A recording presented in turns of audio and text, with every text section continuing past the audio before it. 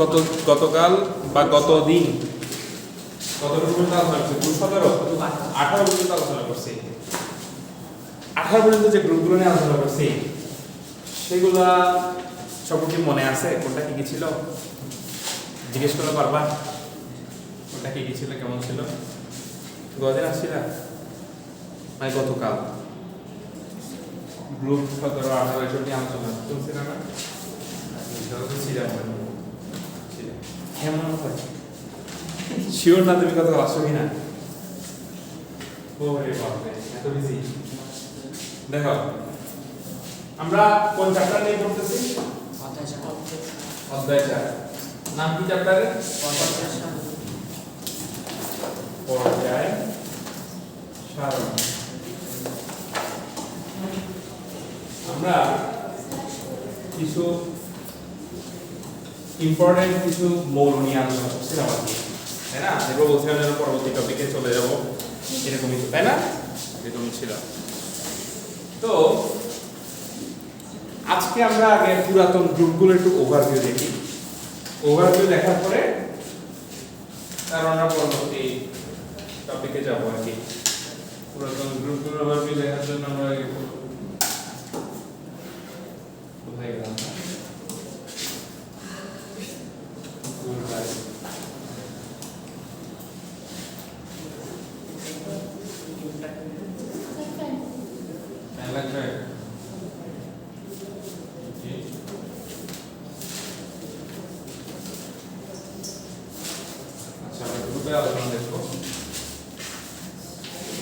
কোন দিকে হ্যাঁ লাগবে? সবার কি লাগবে? এদিকে দিব?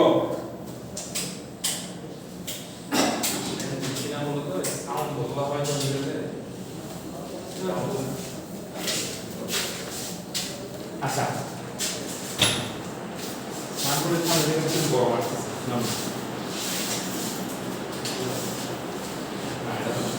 আমারও শুনে হয়ে গেছে এই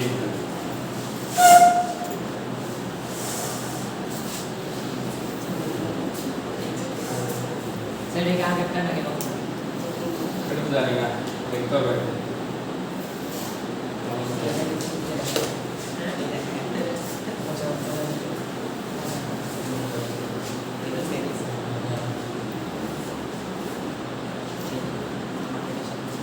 আমাদের বসে আছে কিন্তু গ্যাস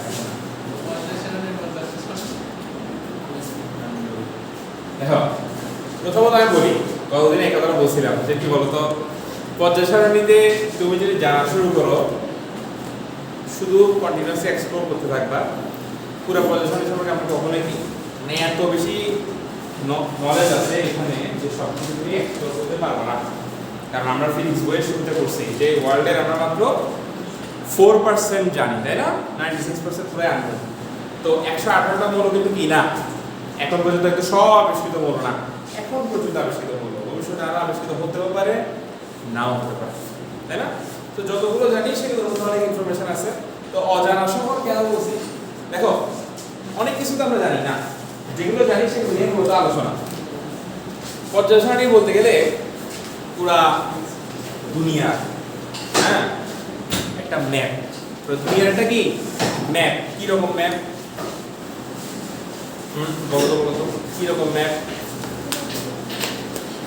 দেখো নরমাল ম্যাপের মধ্যে তুমি কি পাও? গুগল ম্যাপে গেছো না? গুগল ম্যাপে তোমরা কি পাও বলো তো? গুগল ম্যাপে কি থাকে? বিভিন্ন লোকেশন গুলো থাকে, যে তোমার বিশ্বে কয়টা দেশ আছে বা দেশগুলো কি কি এলাকা আছে, এরিয়া আছে, সবগুলো তুমি ডিটেইলস দেখতে পারো। ইভেন এখন তো ইমেজ সিস্টেম করার কারণে কোন এলাকায় কোন বিল্ডিংটা আছে তাও দেখা যায়। তুমি তোমার বাসার বিল্ডিংটাও তুমি দেখতে পারো যে এখানে আছে, বাসার বিল্ডিং এর নাম সব কিছু ডিটেইলস দেখা যায়, আশেপাশে কি কি দোকান পাট আছে সব দেখা যায়। তো এটা এখন নতুন কিছু না, সব পুরাতন। তো এটাকে যেমন আমরা একটা ম্যাপ বলতেছি, যে ম্যাপের মধ্যে সব কিছু তুমি একসাথে পাচ্ছ, সেমনি পর্যায় সারণী হচ্ছে পুরো দুনিয়ার একটা ম্যাপ। কেন পর্যায় সারণী দুনিয়ার একটা ম্যাপ? কারণ পর্যায় সারণীতে যে 118টা মৌল আছে, পুরো দুনিয়ার সব জায়গায় ছড়াছড়ি আছে কিনা, ইভেন ক্লাসরুমেও কি আছে কিনা বলো তো? দেখি একটা এক্সাম্পল দাও তো, ক্লাসরুমে কেমন পর্যায় সারণীর মৌলগুলো আছে?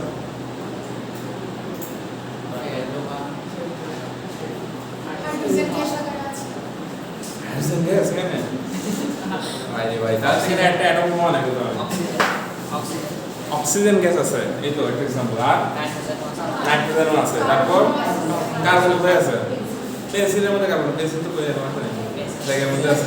আচ্ছা, পেন্সিল আছে। আর কি? কেউ কি এফি দেখতেছো কোথাও? এফি না, চশমার ফ্রেম। আচ্ছা, যদি ওটা ফুল স্টিল না, এটা কি তোমার চুম্বকের সাথে টাচ করে? করে না। আচ্ছা, চুম্বকের সাথে যে টাচ করে এটা স্টিল না। তারপর আর কি কি আছে? ব্যাগে পানি আছে, H2O নাকি? কোথায়? হ্যাঁ, সিলিকন তো অবশ্যই আছে। তারপর মানে মেন কথা হচ্ছে তুমি যতই বলবা উদাহরণস্বরূপ বাড়তেই থাকবে, তখন শেষ হবে না। তো যতগুলো আলোচনা করছি গত দিনগুলোতে মৌল সম্পর্কে, এখানে জাস্ট একটা ওভারভিউ, এখানে কিন্তু ডিটেইলস কিছুই নাই। ওভারভিউ মানে তুমি দেখো গ্রুপ 3 থেকে 12 নিয়ে আলোচনা করছিলাম কিনা, অবস্থান্তর ধাতু, যেটার নাম হচ্ছে ইংলিশে কি ট্রানজিশন মেটাল না, এগুলো সব কিন্তু আগে বলে ফেলছে, এখন জাস্ট ওভারভিউ। দেখি বলো তো এরা রঙিন যৌগ গঠন করে, কথা কি করছিলাম? আচ্ছা, তারপর এদের পরিবর্তনশীল যোজনী দেখায়। তারপর আয়রন বা কপার এরা যে কি বিভিন্ন কাজে ইউজ হয়, বৈদ্যুতিক তারের কথা বলছিলাম না। তারপর যে আমাদের রক্তে লাল কেন? হিমোগ্লোবিন, হিমোগ্লোবিনের ভিতরে কে থাকে? আয়রন থাকে। তারপর টাংস্টেন কোথায় ইউজ করা হয় কে বলতে পারবা? এখানে তো বৈদ্যুতিক ভালভের কথা বলছে। আরেকটা এক্সাম্পল দাও, যে টাংস্টেনকে তুমি রিয়েল লাইফে কোথায় কোথায় দেখছো? আর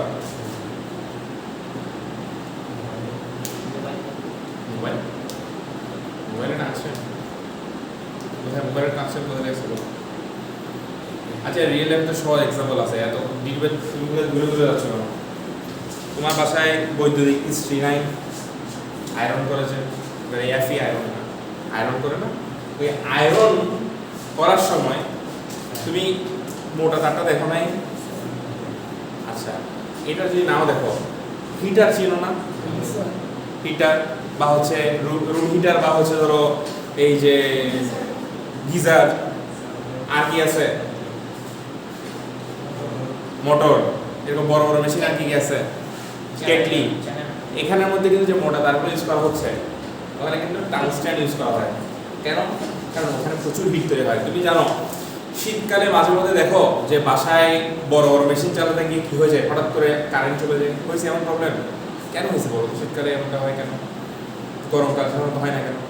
কারণ শীতকালে কি করে, মিটারের পাওয়ারটা একটু কমায় রাখে।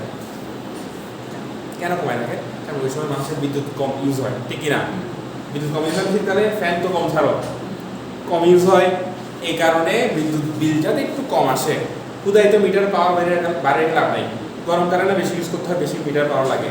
এই জন্য কী করে মিটার পাওয়ারটা কমায় রাখে। এই কমায় রাখার কারণে তুমি যখন বড় কোনো মেশিন ইউজ করতে যাও, তুমি মনে করো হঠাৎ করে হচ্ছে এই রাইস কুকার অন করছো, বা হচ্ছে ওভেন অন করছো, বা ধরো যে হচ্ছে হিটার অন করছো, তখন দেখা যাবে হঠাৎ কারেন্ট চলে গেছে, তখন গিয়ে তোমাকে মিটার পাওয়ারটা বাড়ায় নিতে হয় মিটার গিয়ে, ঠিক আছে? এটা হচ্ছে কাহিনী। একটু পরে কারেন্ট চলে আসবে, কিন্তু আবার কানেকশন দিলে আবার চলে যেতে পারে। তো এই জন্য টাংস্টেনে কেন বলতেছি হচ্ছে কি ওই বড় বড় মেশিন ইউজ করা হয়। গণনা করে দেখছো কত 3422 ডিগ্রি সেলসিয়াস। পানি কত ডিগ্রি তাপমাত্রায় ফুটে? 100। আর কোথায় 3422? মানে এটা গরম গণনাটা অনেক বেশি, তার মানে হিট অনেক বেশি প্রডিউস হয় না? এত বেশি হিট ছোট ক্যাটাগরি মেশিনে থাকে না।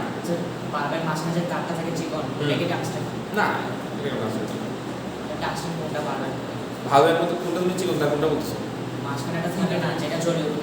ও একদম ছোট। তুমি ওই লাইটটা দেখছো 100 ওয়াটের বা হচ্ছে লাল বাতি ওগুলো আছে না, আগে ইউজ করতো, খুব গরম হিট বের হয়, ওইটার কথা বলতেছো? হ্যাঁ, ওখানের মধ্যে যেটা আছে টাংস্টেন। স্যার আমার রুমের ওটা ছিঁড়ে গেছে। হ্যাঁ, আমার রুমের টাংস্টেনটা ফিলামেন্টে ছিঁড়ে আমার রুমের টাংস্টেন ছিঁড়ে গেছে। ভালভেট ছিঁড়ে গেছে চলবে না, নষ্ট হয়ে যাবে, চলে না। কারণ কেন চলে না জানো?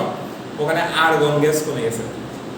আর্গন গ্যাস পড়াশোনা গতকাল বলছিলাম যে বৈদ্যুতিক ভালভের ফিলামেন্টকে বাঁচানোর জন্য আর্গন গ্যাস ইউজ করা হয়, ফিলামেন্টকে বাঁচানোর জন্য। আর ফিলামেন্ট ইউজ করা হয় কি? টাংস্টেন। আবার কপার কিন্তু ইউজ করা হয় কি? শুধু তারের জন্য। একটা জিনিস একরকম, লোহাতে মরিচা ধরে, কিন্তু মরিচা না ধরার জন্য বলছিলাম কি এটার উপর যে প্রলেপ দেওয়া হয় জিঙ্কের প্রলেপ সেটাকে বলা হয় গ্যালভানাইজিং। প্রসেসের নাম কি? গ্যালভানাইজিং। পড়বা চ্যাপ্টার নাম্বার 8 এ। টাইটানিয়াম উড়োজাহাজের বডিতে, আরেকটা বছরের উড়োজাহাজের বডিতে ইউজ করা হয়। কি ছিল বলো তো? অ্যালুমিনিয়াম। অ্যালুমিনিয়াম কিন্তু কি উড়োজাহাজের বডিতে ইউজ করা হয়। এরপর 13 আর 14 নিয়ে কি আলোচনা ছিল? কি আলোচনা ছিল? গতদিন সবগুলো গ্রুপ কিন্তু বলা হয়েছে। বোরন পরিবার আর কার্বন পরিবার। বোরন পরিবারের মধ্যে বোরন ছিল অবধাতু। মোট অবধাতু কয়টা পড়ছিলাম? 6টা অবধাতু পড়ছিলাম। মনে আছে? কে বলতে হবে একসাথে 6টা অবধাতু? বাবা বলো। Boron, silicon, germanium, tin, arsenic, tellurium. Antimony, arsenic, tellurium. আচ্ছা, BSiGeSsBt এই 6টা না? এই 6টা অবধাতু মুখস্থ রাখতে হবে, এমসিকিউ আসবে। ঠিক আছে? আর আমি পরীক্ষা দিলে কোয়েশ্চেনে দিব। আচ্ছা, এরপর অ্যালুমিনিয়াম। বাসা বাড়ি যেসব খালি পাতিল ইউজ হয় ওখানের মধ্যে অ্যালুমিনিয়াম থাকে, উড়োজাহাজের বডির মধ্যে থাকে, সাইকেলের মধ্যে থাকে। তবে পিওর অ্যালুমিনিয়াম দেওয়া হয় না, কারণ পিওর অ্যালুমিনিয়াম দিলে প্রচুর খরচ আসতো। একটা বাটি কিনতেই তোমার হচ্ছে কি হাজার হাজার টাকা চলে যেত। কিন্তু এত কি দাম হয় একটা বাটি, অ্যালুমিনিয়ামের বাটি? না। কেন? কারণ ওখানে অ্যালুমিনিয়ামের অল্প কিছু পরিমাণ জাস্ট মিক্স করা হয়। অল্প কিছু কি করা হয়? মিক্স করা হয়। ওখানে পিওর অ্যালুমিনিয়াম দেওয়া হয় না, লোহার সাথে অ্যালুমিনিয়াম বা ক্রোমিয়াম নিকেল মিক্স করে ওখানে ইউজ করা হয়। কথা বুঝছো? দেখো, কম্পিউটার, মোবাইল, সোলার প্যানেলে সিলিকন ইউজ করা হয়। এটা তোমরা জানোই। অর্ধপরিবাহী কয়টা আছে? 2টা। একটা কি সিলিকন, একটা জার্মেনিয়াম। আর একটা ইনফরমেশন দিছিলাম, চিপসেটের মধ্যে ইউজ করা হয়। নাইট্রোজেন। মানে চিপসের প্যাকেট। চিপসের প্যাকেট না, কম্পিউটারে যে চিপসেট আছে না, chipset, CPU, central processing unit, তারপর হচ্ছে চিপ। শুনো নাই চিপসেটের কথা? কোথায় চিপস, কোথায় চিপসেট? দেখো, চিপসেটের মধ্যে কি থাকে? সিলিকন থাকে, জার্মেনিয়াম থাকে, দুইটাই। গাড়ির ব্যাটারি এক্সট্রা এগুলোতে অ্যাড করা হয়। নরমালি লেডের কথা শুনলে মাথায় আনবা ব্যাটারি কথা। কিসের কথা আনবা? ব্যাটারি। এই যে পেন্সিল ব্যাটারি বা রিমোট ব্যাটারি, এই ব্যাটারিগুলোর মধ্যে ফাংশনটা কি সেটাও তোমরা চ্যাপ্টার 8 এ গিয়ে পড়বা। ওই ব্যাটারিতে কিন্তু লেড থাকে। কি থাকে? লেড, টিভি, প্লাম্বাম যেটাকে বলতেছি, লেডের নাম, তাই না? লেড ইউজ করা হয় ওখানের মতো। এটা কিন্তু মাথায় রাখতে হবে এমসিকিউর জন্য, যে গাড়ির ব্যাটারিতে কোন উপাদানটা তুমি পাচ্ছ। 15 কথা তো বলছিলাম, নিক্টোজেন, তাই না? শ্বাসরোধী গ্যাস। নাইট্রোজেন গ্যাসে শ্বাস নেওয়া যায় না। সেম ভাবে ফসফরাস গ্যাস একই কাহিনী। পুরো গ্রুপে ম্যাক্সিমাম জিনিসগুলো শ্বাসরোধী গ্যাস হওয়ার কারণে ওদের নাম হয়ে গেছে কি? নিক্টোজেন, শ্বাসরোধী গ্যাস। ইউরিয়া, দিয়াশনের বারদের মধ্যে যে ফসফরাস ইউজ করা হয় এটা বলছিলাম, তাই না? তারপর হচ্ছে কি গ্যাসের ওষুধ। যদিও এটা বলি নাই আমি, বিসমার্ক কথাটা, আর এখানে ইনফরমেশনটা অ্যাড করে দিয়েছি যে জেনে রাখতে পারবো। এটা পরীক্ষা লাগবে না। আমাদের কাছে বলো না, বিসমার্কের কথা কোনো বেশি বলিনি। না, না, এর আগে দিয়াশনের বারদের কথা বলি নাই, তাহলে আজকে বলি নাই। নিক্টোজেন, আচ্ছা তোমাদের টানছিলাম অনেক জোরে। চালকোজেন মানে আকরিক সৃষ্টিকারী, এগুলো তো বলা হয়েছিল সম্ভবত। হ্যাঁ, অক্সিজেন, সালফার, পটাশিয়ামের গন্ধ বলছিলাম না? হ্যাঁ বলছিলাম। এটা একটু আলাদা করে মাথায় রাখবা। পটাশিয়ামের গন্ধ যে কথাটা বলতেছি এটা মাথায় রাখবা।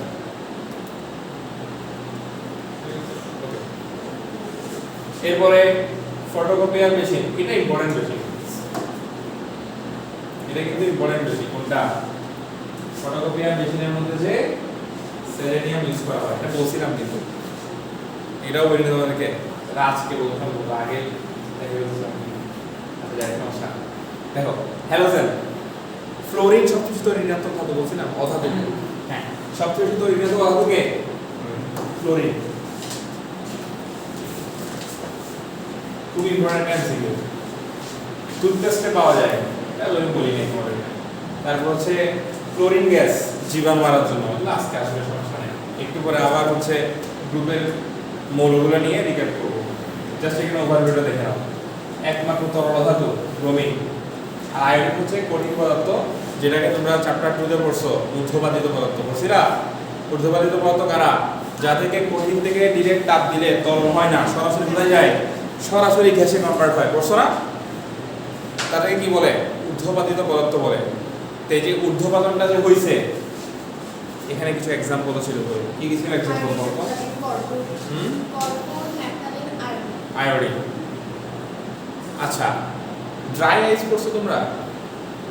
ড্রাই আইস কঠিন CO2 কঠিন কার্বন ডাই অক্সাইডকে কিন্তু ড্রাই আইস বলা হয়। ওটাও কিন্তু একটা কি মধ্যবর্তী পদার্থ। যাই হোক, গ্রুপ 18 মনে আছে? নিষ্ক্রিয় গ্যাস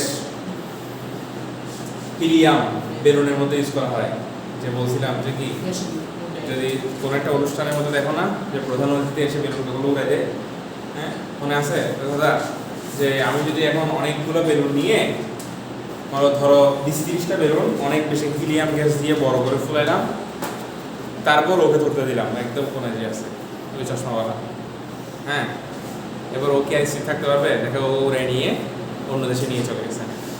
কারণ হিলিয়াম গ্যাসে কিন্তু প্রচুর পাওয়ার, তারা বেশি উদ্দায়ী হয়, উপরের দিকে উড়ে যায়। তো চিকনা চিকনা মানুষ যদি হয় তাহলে এই বেলুনগুলো ধরার ক্ষেত্রে সাবধান, উড়ে চলে যেতে পারবে। বুঝছো কি না? আচ্ছা দেখো, যেটা বলতেছিলাম নিয়ন আলোর কথা তো বলছি, যে রাস্তাঘাটে যে ল্যাম্পপোস্টগুলো থাকে ওই ল্যাম্পপোস্টগুলার বাতিতে তোমার নিয়ন গ্যাস ইউজ করা হয়।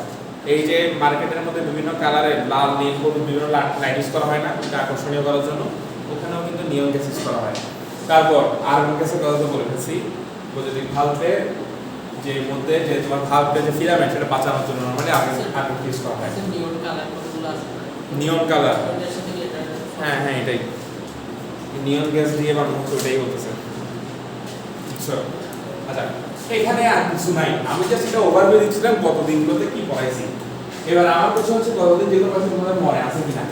এখানে তো ওভারভিউ একটা সব মনে সব কিছু লেখা নাই, নতুন আরো কিছু মৌলদের পরিচয় আছে, এগুলো আমি এখন একজনকে জিজ্ঞেস করবো যারা বহুদিন ছিলাম, ঠিক আছে? আচ্ছা সেটাই এখন দেখি।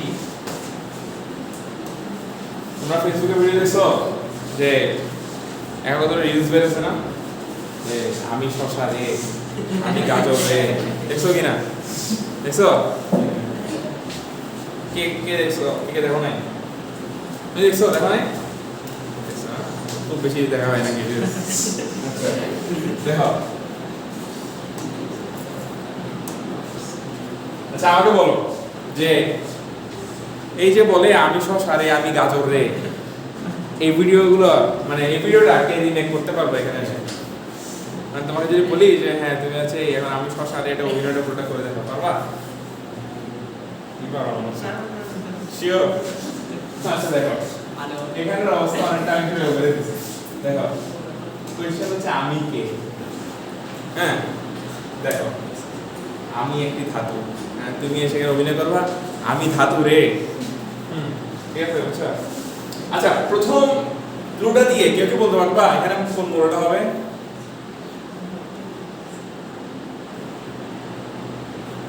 বলতে পারবা না। সেকেন্ড মৌল দিয়ে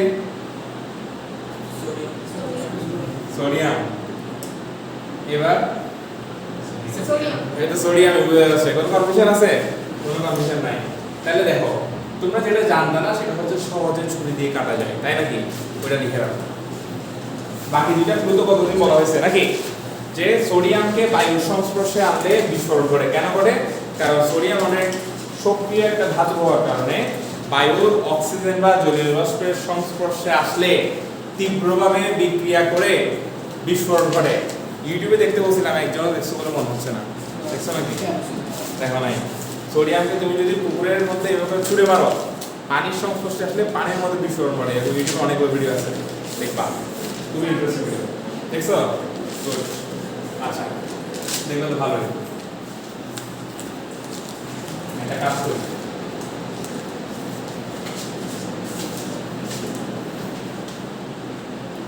ভিডিওটা দেখি নাকি, এখানে দেখা যাবে দুনিয়ার কে কে কি কি সার্চ করছিল।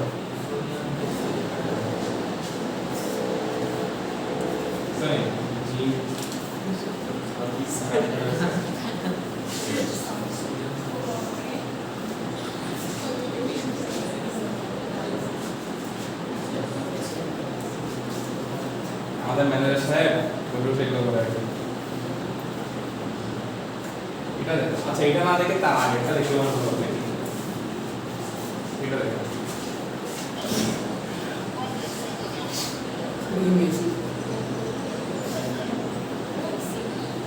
বলতেছে দেখো কিছু দেখছো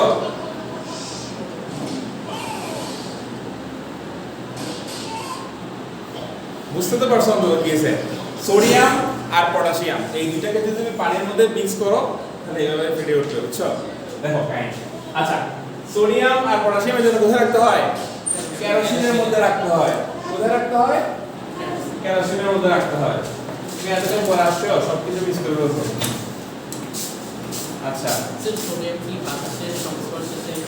বাতাসের সংস্পর্শে আসলে হবে তোর হাতে যে ছিল ও হাতে প্যাকেটের মধ্যে ছিল তুমি দেখছো হ্যাঁ না কেরোসিন ছিল না কেরোসিন ছিল না তুই দেখছো কেরোসিন ছিল না এমন একটা প্যাকেটের মধ্যে রাখছে যেখানে হচ্ছে কি কেরোসিনের মধ্যে চুবানো অবস্থা ছিল ও যখন প্যাকেটটা খুলে মারছে প্যাকেটটা সহ মারছে ওখান থেকে বের হয়ে গেছে না পানির ভিতরে গিয়ে পানি ঢুকবে না একটা পুকুরে পানি ঢুকবে না তখন গিয়ে বিস্ফোরণটা করছে কিন্তু একটা ভিডিওটা রিপোর্ট দেখো নাই ঘটার পর পানি কিছু ঘটার পর বিস্ফোরণ হওয়ার পর পানি কিছু হবে না না পানি কিছু এই যে বিস্ফোরণটা হবে স্টপে পড়ে তুমি বলছো পুকুরে পানি বিষাক্ত হয়ে যাবে কিনা কিছুই হবে না আচ্ছা দেখো তাহলে এটা কি ছিল সোডিয়াম এবার পরবর্তী কাহিনী দেখো গ্রুপ 16 এর প্রথম সদস্য চালবোজন বলা হয় কাকে প্রথমে বুঝে গেছে অক্সিজেন আগুন জ্বলতে আমার সাহায্য ছাড়া কোনো উপায় নাই অক্সিজেন পৃথিবীর সব প্রাণী আমাকে ছাড়া একমাত্র বসতে পারে না এটা এসে তুমি ভিডিও বানাবো বুঝছো তুমি বলবা কি আমি ধাতু রে না আমি অক্সিজেন রে নাকি আচ্ছা পরবর্তী ধাতু যেটা সাধারণ তাপমাত্রায় তরল অবস্থায় থাকে পারমাণবিক সংখ্যা 80 এবার বলতে পারো উচিত এটা দেখলে সবাই বলতে পারবো হ্যাঁ এটা পারো ঠিকই না মার্কারি বা পারো আচ্ছা এটা মিলে গেছে এরপর প্রথমটা দেখো গ্রুপ 17 এর কঠিন সদস্য তুমি বলবে এটা গ্রুপ 17 এর কঠিন সদস্য শুরুতে বলবো দিচ্ছ তোমার তো আলোচনা বলছিল দেখো বড় বড় কি বলছে আমাকে চাপ দিলে আমি না বলে আমাকে না ওকে ওকে চাপ দিলে না বলে সরাসরি বেগুনি রঙের ঘেঁষে পড়ে হয় উঠবান এটাই বলছিলাম কি হবে আমার ভাবে কি হয় কয়টা বা গলগণ রোগ হয় কি সমস্যা নেই আচ্ছা আয়োডিন এটা কি হয়েছে ঠিক আছে দেখো পরবর্তীতে তুমি বলো এটা আমার শেষ কক্ষপথে এস অরবিটাল থাকলেও আমি গ্রুপ 2 এর সদস্য নই বাকিরা চিন্তা করবা যে উত্তর দিবে উত্তর দিলে মাইর দেখো কি বলছে আমি কোনো রাসায়নিক বিক্রিয়া অংশ নিই না এখন বোঝা যাচ্ছে না আচ্ছা 2 নাম্বার 3 এটা দেখো আচ্ছা এটা হিলিয়াম উত্তর কি এটা হিলিয়াম না তোমাকে আবার প্রশ্ন করব দেখো আমি একটি অবস্থান্ত ধাতু এবং আমার পারমাণবিক সংখ্যা 26 আয়রন হবে শুরুতে আয়রন খোলা বাতাসে রাখলে মরিচা ধরে আয়রন রক্তের হিমোগ্লোবিনে থাকে চুম্বক আমাকে খুব পছন্দ করে কি ভালোবাসা তাহলে কি হবে আয়রন হবে ঠিক আছে না এটা আয়রনই হবে আচ্ছা আয়রনই না আয়রন হবে না আয়রনই হবে হ্যাঁ আচ্ছা দেখো এই তুমি বলবা কি বলছে কেন বলো আমি কোন পর্যায়ে সারের সবচেয়ে বেশি তৈরি কেডা সবাই দুষ্ট হয়ে গেছে এই তোমাকে বলতে বলছি আমি এখন বলতে বলছি পরবর্তী একটু দেখো বলো আমি হ্যালোজেন গ্রুপের গ্রুপ 17 এর একদম শীর্ষ অবস্থান একদম শেষে থাকে ক্লোরিন ফ্লোরিন দাঁত খেয়ে ক্ষয়ের হাত থেকে বাঁচাতে তোমাদের টুথপেস্টে আমাকে মেশানো হয় এটা ভিডিও বানালে সবচেয়ে জোস হবে তোরা যে প্রতিদিন ব্রাশ করিস তোদের টুথপেস্টে আমি থাকি ঠিক আছে এভাবে করে বলা শুরু করতে হবে তুমি বলবো ঠিক আছে ক্লাস শেষে আচ্ছা ভিডিও বানাবো এখানে শেষ আচ্ছা দেখো পরবর্তী বলো তুমি বলো এবার গ্রুপ 11 এর একটি অবস্থান ধাতু বা মুদ্রা ধাতু এটার কাহিনী বলি দেখো প্রাচীন যুগে টাকা পয়সা ছিল কড়ি দিয়ে কেনা হয়েছে। কড়ি দিয়ে তারও আগে জিনিসপত্র পণ্য বিনিময় বেচে, দিয়ে- হ্যাঁ। পণ্য লেনদেন চলতো, এগুলো তো অনেক আগে সমাজ বই করছে মনে হয় না, একটা পণ্য লেনদেন করতো গরু দিয়ে, দুইটা ছাগল এরকম করে করে মানুষ ইয়ে করতো না। কিন্তু যখন টাকা পয়সার প্রচলনটা শুরু হয়েছে, সবার শুরুতে ছিল তিনটা মুদ্রা ধাতু। মুদ্রা ধাতু কথাটার মানে হচ্ছে যাদেরকে মুদ্রা হিসেবে ইউজ করা হতো। মুদ্রা ধাতু কারা কারা কে বলতে পারবা? হুম? কভার দেখো, এই মুদ্রা ধাতু কথাটা একটু বোঝা উচিত। যাদেরকে মুদ্রা হিসেবে ব্যবহার করা হয়, কি হিসেবে? মুদ্রা হিসেবে। কাকে ইউজ করা হয়? কভার গোল্ড, সোনা, স্বর্ণ, তারপর হচ্ছে কি রূপা, সিলভার, আরটা কি কপার, মানে হচ্ছে কি তামা। স্যার তিনটা এই তিনটা হচ্ছে মুদ্রা ধাতু, আর এই তিনটাই তুমি পাওয়া হচ্ছে অবস্থান্ত ধাতুর মধ্যে, তাই না? আর এদের আরেকটা নাম হচ্ছে, এদেরকে অভিজাত মৌল বলা হয়, অভিজাত মৌল বা অভিজাত ধাতু। ঠিক আছে? আচ্ছা দেখো পরের কাহিনী। 1000 বছর মাটিতে থাকলেও আমার গায়ে কোনো মরিচা বা জং ধরে না। ডায়মন্ড। আবার ডায়মন্ড ডায়মন্ড বলে, ডায়মন্ড অবস্থান্ত ধাতু না। ডায়মন্ড কার রূপভেদ? কার্বনের। কার্বন কি অধাতু নাকি অবস্থান্ত ধাতু? অধাতু। তাহলে ডায়মন্ডে গেলা কেন? রাজা বাদশাদের মুকুট থেকে শুরু করে দামি গয়না তৈরিতে আমার কথা সবচেয়ে বেশি। কে? স্বর্ণ। তাহলে চিন্তা করো, একটা হচ্ছে মুদ্রা ছিল কপার, একটা ছিল সিলভার, একটা কি, একটা হচ্ছে স্বর্ণ বা AU অরাম, তাই না? স্বর্ণ এখন কত, মানে ভরি কত বলো তো? 2 লাখ। হ্যাঁ 2 লাখ কত জানো না? এক্সাক্ট ভ্যালু কে জানো? 2 লাখ। 2 লাখ 32, 2 লাখ কে বলছো? 2 লাখ 50 দেখে বলছো না? না দেখে স্যার শুনছিলাম শুনছিলাম। কি বিয়ে শাদী করার চিন্তা নাকি সামনে? তাহলে ফেসবুকে আসছিল। ফেসবুকে আসছিল, ফেসবুক চালাচ্ছ না? আচ্ছা দেখো অনেক বাড়ছে, অনেক, তো সামনে হয়তো আরো বাড়বে। তো সবচেয়ে দামি জিনিসের মধ্যে বর্তমানে কিন্তু গোল্ডই আছে, তার থেকে বেশি তো অবশ্যই ডায়মন্ড আছে, বাট ওটা হিসাবে বাইরে রাখলাম আর কি। দেখো তাহলে কি হবে, এটা সোনা বা হচ্ছে অরাম। তার পরবর্তীতে ক্লু, তুমি কি বলছে? মেলোডি তার স্বপ্নের সারণীতে আমার নাম দিয়েছিলেন ফ্যান্টাসি।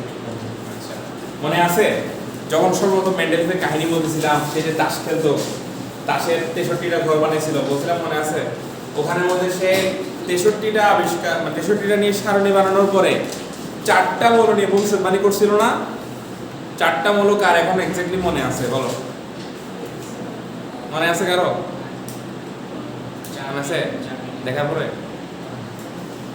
দেখার আগে তো বলতে পারো নাই, এটা খাতা দেখতেছো আমি জানি তো, তোমরা দুজন দেখতেছো এটা। কি কি ছিল? একা সিলিকন, একা জার্মেনিয়াম, একা ম্যাঙ্গানিজ, আরেকটা কি ছিল? একা জার্মিনিয়াম একা জার্মেনিয়াম ছিল যে? ছিল না। একা সিলিকন, একা বোরন, একা ম্যাঙ্গানিজ, আরেকটা কি? একা অ্যালুমিনিয়াম একা অ্যালুমিনিয়াম। এই চারটার মধ্যে একা সিলিকন কোনটা ছিল? জার্মেনিয়াম ছিল। কি ছিল? জার্মেনিয়াম। তারপরে দেখো, আমি ধাতু অধাতু উভয়ের মতো আচরণ করি, অপধাতু বা মেটালয়েড। তারপর পরবর্তী ক্লুতে কি লেখা আছে?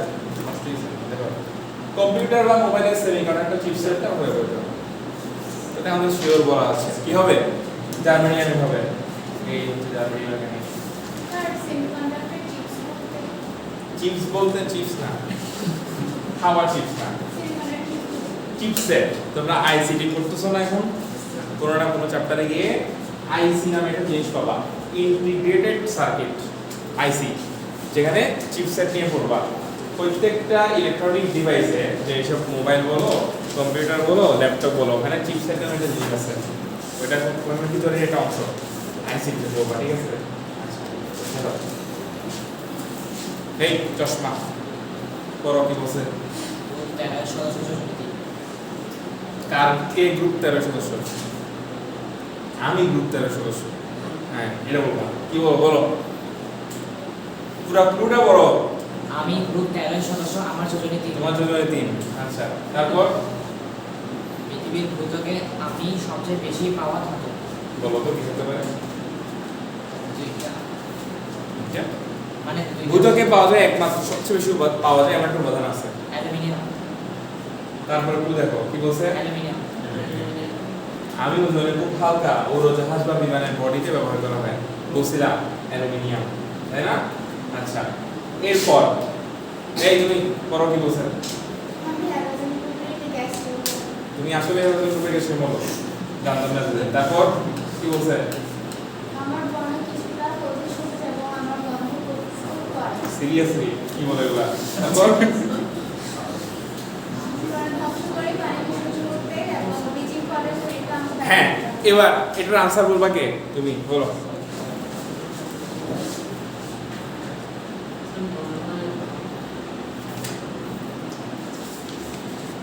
অন্যকে বলবা না যাকে জিজ্ঞেস করছে বলবা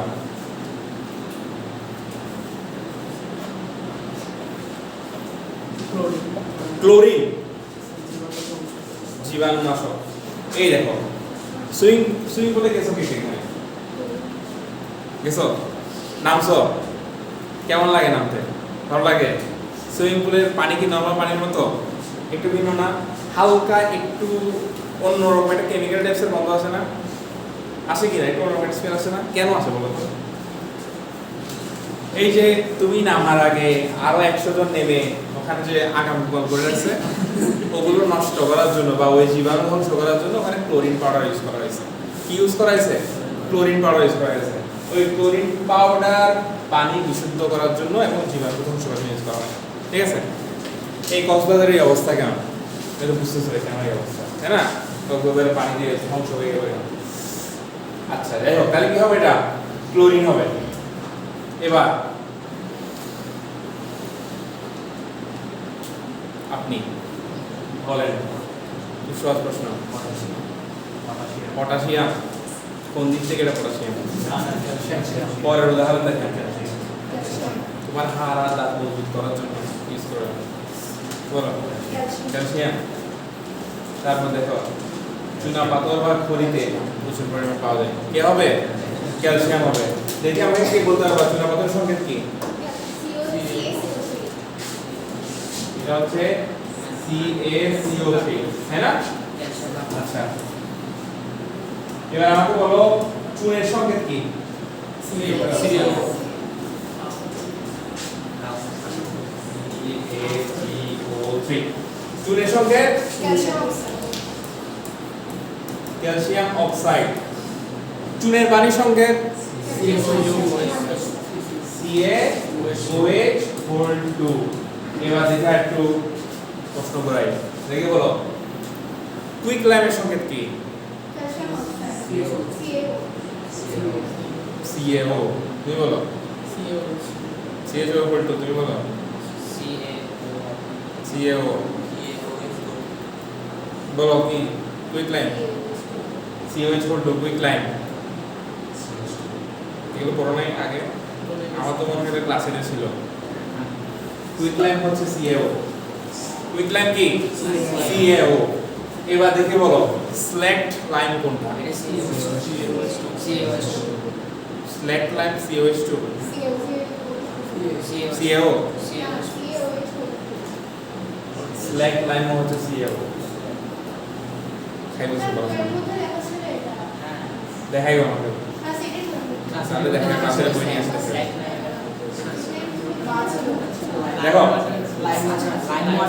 এবার হচ্ছে লাইম ওয়াটার কোনটা লাইম ওয়াটার হচ্ছে CaOH2 লাইম ওয়াটার CaOH2 এবার বলো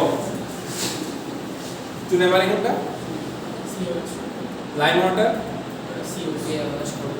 চুন কুইক লাইম স্ল্যাক লাইম চুনা পাথর CaCO3 ঠিক আছে আচ্ছা দেখো আর এখানে উত্তর কি ক্যালসিয়াম ওকে আচ্ছা তারপরে একটু আগে জিনিস গ্রুপ 11 এর অবস্থান ধাতু আবার মুদ্রা ধাতু নাম তাহলে তো বলতে পারবো না দেখো রঙিন ব্লু বিট্রিয়াল বা তুতে এবার তো বোঝার কথা তুতের সংকেত কি বলতে পারবা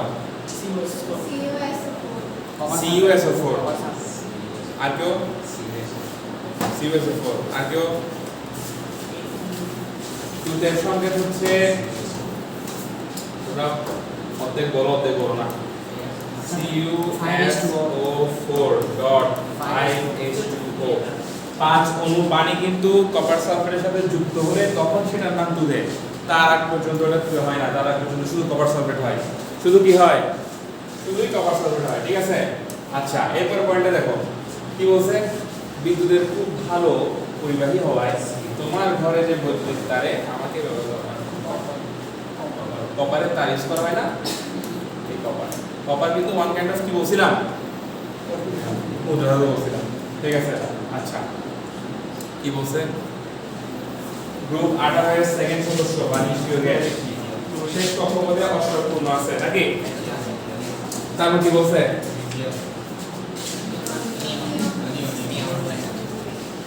লিথিয়াম কে বলছে, লিথিয়াম হচ্ছে নিষ্ক্রিয় গ্যাস। কোথায় কি বলছো, সাইনবোর্ড, বিজ্ঞাপনে সাইনবোর্ড, তারপর ল্যাম্প পোস্টে ইউজ করা হয়, মার্কেটের মধ্যে লাইটিং করানোর সময় ইউজ করা হয়, কাকে? নিয়নকে। এরপর বলো গ্রুপ 17 এর গর্বিত সদস্য।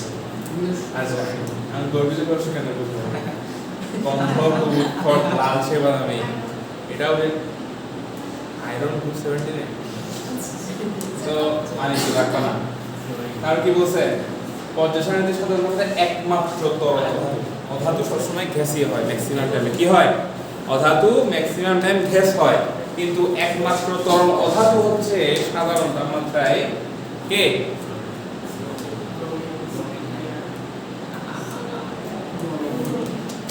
কি হবে?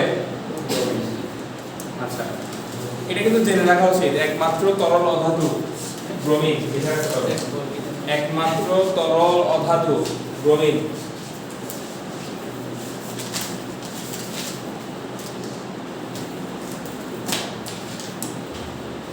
এবারে তিনটা পয়েন্ট দেখা হবে। গ্রুপ 15 এর সদস্য অন্ধকারে রাখলে গা থেকে হালকা আলো বের হয় এবং দিয়াশলাইয়ের বারুদে ইউজ করা হয়। একটু আগে দেখেছি পয়েন্ট মেন্টাল, হ্যাঁ ফসফরাস থেকে হালকা গা থেকে আলো বের হয়, মানে বারুদের মধ্যে ফসফরাস থাকে, বারুদের মধ্যে ফসফরাস থাকে, ম্যাচের কাঠি যেটা ইউজ করা হয় আগুন ধরানোর জন্য এটাতে। মেন্ডেলিফের সারণীতে আমার আর পটাশিয়ামের অবস্থা নিয়ে অনেক ঝামেলা হয়েছিল। কি ঝামেলা ছিল? মেন্ডেলিফের কেমনে আগুন কেমনে না দেখে লাগে হাত, কি ঝামেলা হয়েছিল? দেখো মেন্ডেলিফ যে তথ্য দিয়েছিল পর্যায় সূত্র, ওই পর্যায় সূত্র অনুযায়ী বলা হয়েছিল যে আমি মৌলগুলোকে সাজাচ্ছি তাদের পারমাণবিক ভরের ক্রমানুসারে, তাই না? তো পারমাণবিক ভর অনুসারে সাজালে আগে কে চলে আসে? আগে চলে আসে পটাশিয়াম, তারপর কে আসে? আর্গন। কিন্তু এর পরবর্তীতে যখন বিজ্ঞানী মোসলে 1913 সালে আধুনিক পর্যায় সূত্র নিয়ে আসছে, তখন কি বলছে, পর্যায় পারমাণবিক ভর দিয়ে না, পারমাণবিক সংখ্যা দিয়ে কি করব আমরা, ক্রমানুসারেটা সাজাবো, ক্রমটা সাজাবো। তাহলে ওই অনুসারে পটাশিয়ামটা আগে আসছে, আর্গনটা পরে গেছে, তাই না? কারণ আর্গন নিষ্ক্রিয় গ্যাস, আর্গনের পারমাণবিক সংখ্যা কত? 18, আর পটাশিয়ামের কত? 19। তাহলে দেখো বাতাসে সবচেয়ে বেশি পরিমাণে থাকা নিষ্ক্রিয় গ্যাস, এটা একটু জানার বিষয়, কে? আর্গন, এটা একটা কথা। তারপর বৈদ্যুতিক ভালভ ব্যতীত ফিলামেন্টকে বাঁচাতে, আমরা একটু আগে বলছিলাম ফিলামেন্টে ভালো থাকে, ঠিকঠাক থাকে, এই জন্য আর্গন গ্যাস ইউজ করা হয়, ঠিক আছে? ওকে, তাহলে এটা আর্গন। ওকে, গ্রুপ 1 এর অতি সক্রিয় ক্ষার ধাতু, গ্রুপ 1 এর অতি সক্রিয় ক্ষার ধাতু, গ্রুপ 1 এ যারা আছে সবাই তো ক্ষার ধাতু এবং সবাই সক্রিয়, অনেক কিছু। ভর 39, একটা হিং সেখানে দিয়ে বলছি নাকি, ভরটা দিকে ওখানে। সোডিয়ামের মতো আমাকেও ক্যারোসিনের নিচে ডুবিয়ে রাখা হয়, কাকে? পটাশিয়ামকে, ওই যে ইউটিউব ভিডিও দেখছিলাম একটু আগে। তারপর কি বলছে, তোমাদের অতিরিক্ত প্রতি পরিচিত ফল ব্যানানার মধ্যে কি থাকে? পটাশিয়াম থাকে, ঠিক আছে? ওকে, এই এমসিকিউ এটা যদিও কলারটা লাগবে না, কিন্তু সোডিয়ামের নিচে সোডিয়ামের মধ্যে পটাশিয়ামকে রাখা হয় ওটা কিন্তু লাগবে। এই 2 নাম্বার ক্লুটা পরীক্ষায় অনুধাবনমূলক প্রশ্নের জন্য ইম্পর্টেন্ট। ওকে, আর 2-3টা আছে, দেখো 19 নাম্বার বোঝা গেছি, আরেকটা আছে। আচ্ছা, গ্রুপ একের একদম মাথায় বসে থাকে কে সবাই জানো পুরা মহাবিশ্বের সবচেয়ে হালকা এবং সবচেয়ে বেশি পরিমাণ থাকে। এরপর সূর্যের প্রচন্ড শক্তির মূল উৎস হাইড্রোজেন গ্যাস। এই হাইড্রোজেন গ্যাসকে আবার কোথায় ইউজ করা হয় বলো তো? কোথায় ইউজ করা হয়? রকেটের জ্বালানি হিসেবে। রকেটের জ্বালানি হিসেবে লিখে রাখতে পারো। এই যে রকেট পাঠায় চাঁদ, মঙ্গল বা বিভিন্ন উপগ্রহ গ্রহতে, বিভিন্ন ইউনিভার্সে, এগুলোতে কিন্তু রকেটের মধ্যে জ্বালানি হিসেবে হাইড্রোজেন গ্যাস থাকে। প্রচুর পরিমাণ হাইড্রোজেন গ্যাস খরচ হয় বিধায় একটা রকেট পাঠানো অনেক বেশি কস্টলি। বাংলাদেশ তো না, বিভিন্ন অনেক বড় বড় দেশও এখনো রকেট পাঠাতে পারে নাই। খুব কম দেশই রকেট পাঠাতে পারছে।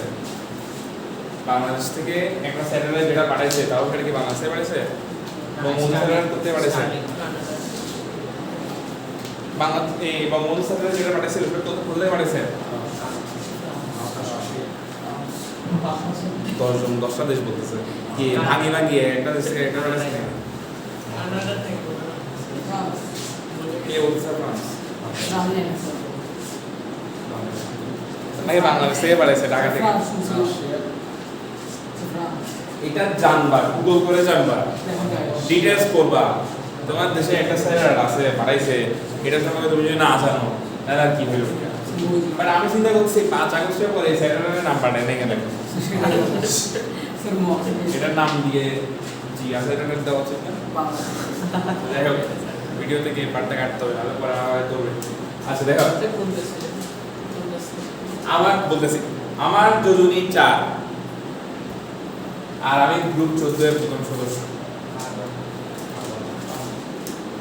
পেন্সিলের শীষ থেকে শুরু করে দানাহিরা সবই আমরা রূপে এমন ভাবে লিখছে যেন পৃথিবীতে রূপে 1000টা আছে, কিন্তু আছে শুধু পেন্সিলের শীষ আর দানাহিরা। মানে বলার আসলে লেখা মনে হচ্ছে পৃথিবীতে অনেক কিছু আছে না, কি ঢং দেখছো। দেখো, পৃথিবীর সব জীবের শরীরে এবং জৈব যৌগে আমাদের থাকতে হবে। গতদিন বলছিলাম কিনা, তোমাকে বলি নাই যে পৃথিবীতে 80 লক্ষের বেশি জৈব যৌগ আছে, বলছি না? পৃথিবীতে জৈব যৌগের সংখ্যা প্রায় 80 লক্ষ প্লাস। ওই প্রত্যেকটা জৈব যৌগে কার্বন আছে। তাহলে কার্বন কি পরিমাণ আছে তুমি চিন্তা করে দেখো। That's it. কেটে গেছে সৃষ্টি মূল্য বাড়ি গেছে। যাই হোক, এই হচ্ছে কাহিনী, গতদিনের কাহিনী। এবার তোমাদের কাজ কি সেটা বলি। প্রথম কাজ হচ্ছে এই গত 2-3 দিনের মধ্যে যেগুলো হচ্ছে বলছিলাম, পর্যালোচনা নিয়ে আলোচনা করছিলাম, মেন্ডেলিভের ইতিহাস আর সত্যবাদে বিভিন্ন গ্রুপ নিয়ে আলোচনা করছি না, ওখানে বিভিন্ন মৌল নিয়ে, মৌলের ব্যবহার নিয়ে আলোচনা করছি না, ওগুলা সবগুলা বাসায় রিভিশন দিবা, ঠিক আছে? আমরা পর্যালোচনা জিনিসটা ক্লাস 9 এসে নতুন পাইছি, ঠিক না? নতুন না, এর আগে ছিল কখনো? ছিল না। এই জন্যই জাস্ট প্রত্যেকটা গ্রুপ সম্পর্কে কিছু আইডিয়া দিছি আর গ্রুপের মৌলগুলো সম্পর্কে কিছু আইডিয়া দিছি। আর আজকে আগের দিনের পড়াগুলো জাস্ট একটু দেখছি যে কি কি আছে না আছে, ঠিক আছে? আমরা এর পরের টপিকে যাব। পরের টপিক কি বলবো? ইলেকট্রন বিন্যাস থেকে পর্যায় এবং গ্রুপ নির্ণয় করা। ইলেকট্রন বিন্যাস তোমরা চ্যাপ্টার 3 তে পড়ছো, আমার কাছে আমি বলছি, ঠিক কি না? চ্যাপ্টার 3 পড়ছো না? চ্যাপ্টার 3 তে কি তোমরা ডিটেইলস পড়ছো, এসপিডিএফ সব কিছু পড়ছো তো? ইলেকট্রন বিন্যাস করতে দিলে পারবা তো? পারবা। তাহলে ইলেকট্রন বিন্যাস যদি পারো তাহলে এখান থেকে পর্যায় গ্রুপ বের করা কোনো কঠিন কিছু না, ঠিক না?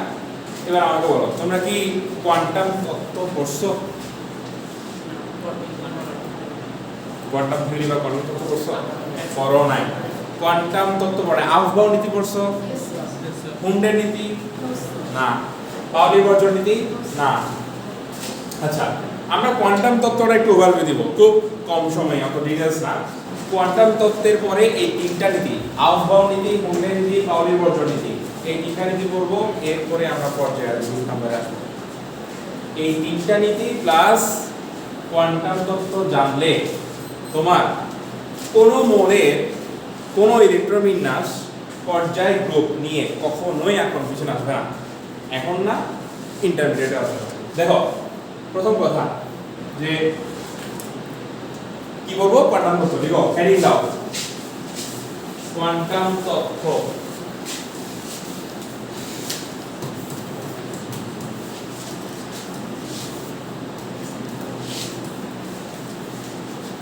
কোয়ান্টাম তত্ত্ব বা কোয়ান্টাম থিওরি বলতে পারো, এই কোয়ান্টাম তত্ত্ব কথাটা আসছে কোয়ান্টাম মেকানিক্স থেকে। তোমরা কোয়ান্টাম মেকানিক্স কথাটা শুনছো না? যদি নাও পড়ে থাকো অন্তত শুনছো তো কোয়ান্টাম মেকানিক্স, হ্যাঁ ওখান থেকে। তো পরমাণুর ক্ষেত্রে কোয়ান্টাম তত্ত্বটা কিরকম দেখো, একটা পরমাণুর মধ্যে ইলেকট্রন ঘুরতেছে নাকি স্টপ হয়ে বসে আছে? পরমাণু থেকে ইলেকট্রন ঘুরে নাকি স্টপ হয়ে বসে থাকে? ঘুরে। মনে করো এটা হচ্ছে একটা অ্যালুমিনিয়াম, লিখি আমরা অ্যালুমিনিয়ামের তিনটা শক্তি স্তর পড়ছো না? আসলে কি তিনটা শক্তি স্তর না, কয়টা শক্তি স্তর বলবো এটা না বলছো চারটা? তুমি একটা নিজে থেকে বানিয়েছো নাকি তুমি নিজের একটা ইলেকট্রন শরীর থেকে ওখানে দিয়ে চলে আসছো? কোনটা? তাহলে দেখো আমরা পড়ে আসছি অ্যালুমিনিয়ামে তিনটা শক্তি স্তর, হাইড্রোজেনে একটা শক্তি স্তর পড়ছি না, সোডিয়ামে তিনটা শক্তি স্তর, এই তারপর হচ্ছে লিথিয়ামে দুটো শক্তি স্তর পড়ছে কিনা? কিন্তু আমাদের এই জানার মধ্যে একটা ঘাটতি আছে। কি ঘাটতি আছে? আসলে শক্তি স্তর কখনো ডেফিনিট হতে পারে না, শক্তি স্তর কখনো নির্দিষ্ট হতে পারে না। এই যে অ্যালুমিনিয়ামের তিনটা শক্তি স্তর আমরা লিখি, কেন লিখি? কারণ আমরা বলি এখানে দুইটা ইলেকট্রন আছে, এখানে আটটা আছে, আর এখানে তিনটা ইলেকট্রন আছে, এমনটা বলি না মোট 13টা ইলেকট্রন। কিন্তু বাস্তবে বলা হচ্ছে 13টা ইলেকট্রন থাকলেও তিনটা শক্তি স্তর ডেফিনিট না, এর বাইরেও আরো অনেকগুলো কি আছে শক্তি স্তর আছে। একটা দিছি না জায়গা নাই বিদে আপনি আমি তোমার কাছে 10 টা রাখতে পারবো না। তাহলে কথা হচ্ছে কেন আমরা তিনটা বলতেছি? তিনটা শক্তি স্তরে ইলেকট্রন উপস্থিত থাকে, কি থাকে? উপস্থিত থাকে, কিন্তু শক্তি স্তর আরো অনেকগুলো আছে। হাইড্রোজেন ওর শক্তি স্তর একটা। ইন্টারমিডিয়েটে গিয়ে তোমরা পড়বা যে হাইড্রোজেনের প্রথম ইলেকট্রন যেটা আছে, মানে একটাই ইলেকট্রন, এই প্রথম শক্তি স্তরে যে ইলেকট্রনটা আছে সেটা তুমি চাইলে দ্বিতীয় শক্তি স্তরে পাঠাতে পারো, তৃতীয় শক্তি স্তরে পাঠাতে পারো, চাইলে একদম 7, 8 যেখানে মন চায় পাঠাতে পারবা, যেখানে মন চায় পাঠাতে পারবা।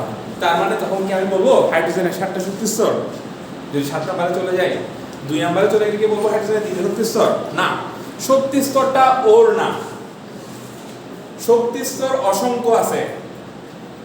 ইলেকট্রনটা ট্রান্সফার হয়ে এক এক শক্তি স্তরে যেতে পারে। তার মানে ইলেকট্রন যে শক্তি স্তরে আছে আমরা শুধু তার পরিচয় বলতেছি।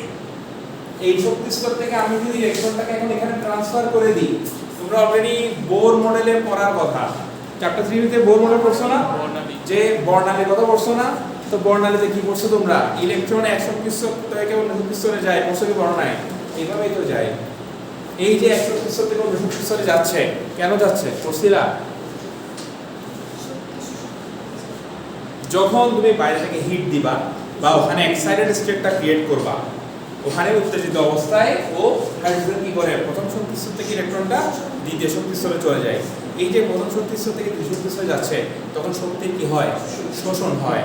আর দ্বিতীয় থেকে যদি প্রথমে আসতো, যেমন মনে করো এখানে দ্বিতীয় থেকে প্রথমে আনতেছি, তাহলে বিকিরণ হচ্ছে। এই শোষণটা বিকিরিত শক্তির কারণে তুমি ওখানে বর্ণালী পাচ্ছ। প্রশ্ন আসতে পারে কেন বর্ণালী পাচ্ছি? শোষিত বা বিকিরিত শক্তির কারণে আমি কেন বর্ণালী পাচ্ছি?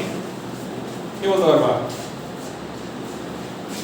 শোষিত বা বিকিরিত শক্তি, শক্তি মানে কি? এনার্জি না? এনার্জিকে ই দিয়ে প্রকাশ করা হয় না? তোমরা ওই চ্যাপ্টারে E = h নিউ একটা ফর্মুলা পড়ছো কিনা? পড়ছো। h নিউ, এই নিউ মানে কি? আবার h/λ পড়ছিলা? পড়ছিলা, ফর্মুলাটা পড়ছিলা? তাহলে আমাকে বলো যেখানে এনার্জি আছে সেখানে তরঙ্গদৈর্ঘ্য আছে কিনা? তরঙ্গদৈর্ঘ্য মানে ওয়েভলেংথ বলা হয় আর কি, ই দি এনার্জি বলতেছি। h হচ্ছে প্ল্যাঙ্কের কনস্ট্যান্ট, আর c তো আলোর বেগ, তাই না? যেখানে এনার্জি থাকবে সেখানে কি থাকবে? তরঙ্গদৈর্ঘ্য থাকবে। তার মানে শক্তি শোষিত বা বিকিরিত হলে ওখানে যে একটা লাইন ক্রিয়েট হয়, বোর মডেলে বলা ছিল কিনা? তাহলে ওখানে তরঙ্গদৈর্ঘ্য আছে কিনা? এখন তরঙ্গদৈর্ঘ্য যদি থাকে ওখানে কালার পাবো কিনা? এটা কেন বুঝতেছি? তোমরা দৃশ্যমান আলোর রেঞ্জটা জানো কিনা? দৃশ্যমান আলোর তরঙ্গদৈর্ঘ্যের যে সীমা 380 ন্যানোমিটার থেকে 780 ন্যানোমিটার, পড়ছো কি বড় নাই? মার বোধহয় পড়ছো। কেন পড়ো না? দেখো 380 থেকে 780 ন্যানোমিটার এর মধ্যে যত রকমের দৃশ্যমান কালার আছে সব এক্সিস্ট করে। এই যে তুমি দেখতেছো এখন এটা নীল কালার, কেন দেখতেছো? কেন এটা নীল দেখতেছো? এটা নীল দেখতেছো তার পিছনে দুইটা কারণ আছে, একটা কেমিস্ট্রি রিজন, একটা ফিজিক্স রিজন। কি কোনটা বলতে পারবো? ফিজিক্স রিজন চ্যাপ্টার 9 এ পড়াবে তোমাদেরকে। রিজনটা কি আমি তাও একটু বলে রাখতেছি। সেটা হচ্ছে এখানে সমস্ত আলো শোষিত হয়ে শুধুমাত্র নীল বর্ণের আলোটা রিফ্লেক্ট করতেছে বা প্রতিফলন হচ্ছে, এই জন্য তুমি নীল দেখতেছো। তাহলে এই ব্ল্যাকবোর্ডটা কালো দেখার কারণ কি? সব আলো শোষণ করে ফেলছে, সব আলো শোষণ করে ফেলে কালো দেখা যায়। যেমন তোমরা একটা ভিডিও দেখছো কিনা জানি না, আকাশ ভরা তারা দেখছো কিনা? দেখছো একটা কালা নিগ্রো একটা ভিডিও, যে অন্ধকারে শুধু তার দাঁতগুলো আর চোখগুলো দেখা যায়। দেখছো ভিডিওটা? একটা মানুষ আছে না বাংলায় হচ্ছে বিভিন্ন অদ্ভুত অদ্ভুত কথা বলে বলে ভিডিও বানাইতো মাঝে মাঝে। যাই হোক, না দেখে তো আরো ভালো, দেখে দুষ্ট হয়ে গেছে। দেখো ওই ভিডিওতে দেখাচ্ছিল যে অন্ধকার একটা রুমের মধ্যে সে আছে, সে যদি একটু হাসির জন্য দাঁত ধরে দেখাচ্ছে, তার দাঁতটা দেখা যাচ্ছে, দাঁত কিছু দেখা যাচ্ছে না। মানে সে এত বেশি নিগ্রোয়ের একটা মানে কালো একটা মানুষ আছে। যাই হোক, এখানে কোনো রেসিজম করতেছি না, জাস্ট তার অবস্থা বলতেছি। তো কাহিনী কি, তাকে এত কালো দেখানোর কারণ কি? ওটা বায়োলজিক্যাল রিজন। মেলানিন শরীরে বেশি থাকলে তাকে বেশি কি দেখায়? একটু কালো দেখায়। পড়ছো কিনা তোমরা মেলানিনের কাহিনী? পড়ছো। কিন্তু আমি কি বলতেছি, যে লাইট যখন অফ করে দিই তখন কি হয়? সবকিছু অন্ধকার দেখো না? এই যে অন্ধকারটা দেখতেছো, কেন দেখতেছো? কোন ধরনের কোনো আলো তোমার শরীরে এসে প্রতিফলিত হচ্ছে না, নাকি তোমার শরীর থেকে তুমি আলো ছাড়ো? হ্যাঁ, এরকম ছাড়ো না, তোমার শরীর থেকে কোনো আলো বের হয় না। আলো এসে আমার শরীরে পড়ে, এরপর তুমি দেখতেছো আমাকে। বা আলো এসে ওই ফ্যানের উপর বলতেছে আমি ফ্যান দেখতেছি, আমি ফোন দেখতেছি, বা আমি সবকিছু দেখতেছি। এটাই তো ঘটনা। এখন যেখানে আলো নাই সেখানে কিছু দেখা যাবে? দেখা যাবে না। আর আলো থাকা সত্ত্বেও কোনো জিনিস কালো দেখাচ্ছে কেন? যেমন এটা কালো কেন? কারণ সমস্ত রকম শক্তিগুলো এই কাপড়টা শোষণ করে ফেলতেছে। এই ব্ল্যাকবোর্ডে যত রকমের আলো দিচ্ছি সবগুলো আলো শোষণ করে ফেলতেছে। শুধুমাত্র কালো কালারটা দেখানোর পিছনে কারণ এটাই। বুঝছো কিনা? দাঁত কেন দেখা যাচ্ছে? ও দাঁত তো সাদা। ও যখন হচ্ছে ফোনের মধ্যে ভিডিও করতেছে, হ্যাঁ, ও যখন ফোনে ভিডিও করতেছে, রুম এমনিতে তো রুম পুরো অন্ধকার, তাকে কিছু দেখা যাচ্ছে না। সে যখন ফোনে ভিডিও করতেছে, তো ফোনের একটা স্ক্রিনে একটা লাইট আছে কি নাই বলতো? স্ক্রিনে একটা লাইট আছে। এখন বলতে পারবো ওই স্ক্রিনের লাইটে কেন তাকে দেখা যাচ্ছে না? কারণ কি? সে সব আলো শোষণ করে ফেলার কারণে সে রুমের কালো আর তার কালোর মধ্যে কোনো পার্থক্য নাই, কিন্তু তার দাঁত তো আর কালো না, সে যথেষ্ট ব্রাশ করে তোমার মতো, ঠিক আছে? এখন দেখো এই 380 থেকে 780 ন্যানোমিটারের কথা কেন বলতেছি? এই জন্যই যে এখানে দৃশ্যমান আলোর সবগুলো তরঙ্গ দৈর্ঘ্য, এই ন্যানোমিটার দিয়ে বোঝাচ্ছি তরঙ্গ দৈর্ঘ্যের একক। তুমি তরঙ্গ দৈর্ঘ্য মিটার থেকে, সেন্টিমিটার থেকে, ন্যানোমিটার থেকে আরো হাজার হাজার একক আছে, যেগুলো তুমি ইউজ করতে পারো, বুঝছো? কিন্তু আমি বলতেছি বেনি আসহ কলা, কথা শুনছো? এটা বেগুনি, নীল, আসমানি, লাল, কমলা, হলুদ, শুনছো না? এই বেনি আসহ কলা, এই 7টা কালার হচ্ছে রংধনু কালার বলি না আমরা। এই 7টা কালার দিয়ে একমাত্র তুমি দেখতে পারো, আর বাকি কোনো কিছু দেখতে পারো না। এই তরঙ্গ দৈর্ঘ্যের ভেতরে থাকার কারণে তুমি দেখতে পারো, এই তরঙ্গ দৈর্ঘ্যের বাইরে চলে গেলে তুমি ওটা আর দেখতে পারো না। ইভেন আমাদের শব্দ শোনার একটা লিমিট আছে, 20 থেকে 20,000 হার্টজ। শুনছো কিনা তোমরা? 20 থেকে 20,000 হার্টজের বাইরে আমরা শব্দ শুনতে পারি না। যদি তুমি এমআরআই মেশিন বা হচ্ছে আল্ট্রাসোনোগ্রাফি কোনো সাউন্ড শুনো, নাকি একদম চুপ, একদম মনে হয় না যে ভিপ্রেটার সাথে কিছু, এই যে সাউন্ডলেস মনে হয়, আসলে সাউন্ডলেস না। ওখানে 20,000 থেকে বেশি মাত্রার সাউন্ড উৎপন্ন হয়। তুমি শুনো না কারণ তোমার কানটা নিতে পারে না, এজন্য। সেম ভাবে 20 হার্টজের কম সাউন্ড আমরা শুনতে পারি না। তুমি কি জানো ভূমিকম্পের আগে বা বিভিন্ন দুর্যোগের আগে বিভিন্ন প্রাণীরা অ্যালার্ট হয়ে যায়, বিশেষ করে হাতি বুঝতে পারে আগে থেকে একটু একটু করে, ছোট ছোট শব্দ শুনতে পারে। কেন? কারণ তাদের শ্রাব্যতার সীমাটা, শোনার যে লিমিটটা, সেটা 20 হার্টজের কম। গুগল করে দেখতে পারে বাসায় গিয়ে, তাহলে বুঝতে পারবা। মানুষ কিন্তু শুনে না, কিন্তু আমরা শুনতে পারি না। হ্যাঁ, এরকম আছে। এই বাদুর, বাদুর কি করে শুনে নাই? বাদুর আওয়াজ করে, সাউন্ড করে, এরপর হচ্ছে ওখানে দূরে বাধা থাকলে প্রতিধ্বনি হয়ে তারা শোনা যায়। পড়ো নাই, কারণ ফিজিক্সে এটা মনে হয় চ্যাপ্টার 6 বা 7 থেকে পারো। বিষয়টা কি বলি, বাদুর কিন্তু অন্ধ, জানো তোমরা? বাদুর কিন্তু দেখে না চোখে, হ্যাঁ হাতে ধরা দেখেছে? আচ্ছা দেখো, বাদুর কিন্তু চোখে দেখে না। বাদুর কিভাবে সামনের দিকে উড়ে যায়? বাদুর কন্টিনিউয়াসলি সাউন্ড করে।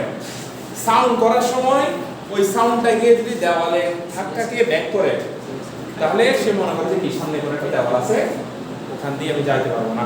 যদি সাউন্ডটা ব্যাক না করে, সে মনে করে কি ফাঁকা জায়গা, ওই দিকে চলে যাবে। তাহলে চিন্তা করো কত সায়েন্স চলছে দুনিয়ায়। হ্যাঁ,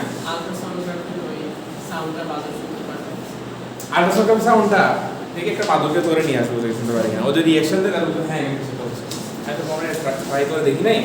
আল্ট্রাসাউন্ডের সাউন্ড বাদুর শুনতে পারে, বরাবর নয়েজ নয়েজ। হ্যাঁ, বরাবর 20,000 সাউন্ড পাস থেকে আমাদের কান নষ্ট হয়ে যাবে। না কেন নষ্ট হবে? তাহলে কখন তুমি শুনবা না, কিন্তু অনেক বিকট শব্দগুলো হয় না যে কান খুব ব্যথা করে, ওগুলো অনেক বড় হাজের সাউন্ড হয়। যেমন রাস্তায় যে হর্ন বাজে, একটা সীমা থাকে কিন্তু হর্নের, ডেসিবলের একটা সীমা থাকে, 50 ডেসিবল, 60 ডেসিবল, 70 ডেসিবল। এই সাউন্ডগুলো কিন্তু অনেক বিকট সাউন্ড, বুঝা গেছে? এগুলো অনেক বড় হাজে হয়। যাই হোক, কাহিনী কেন বলতেছিলাম এই কথা?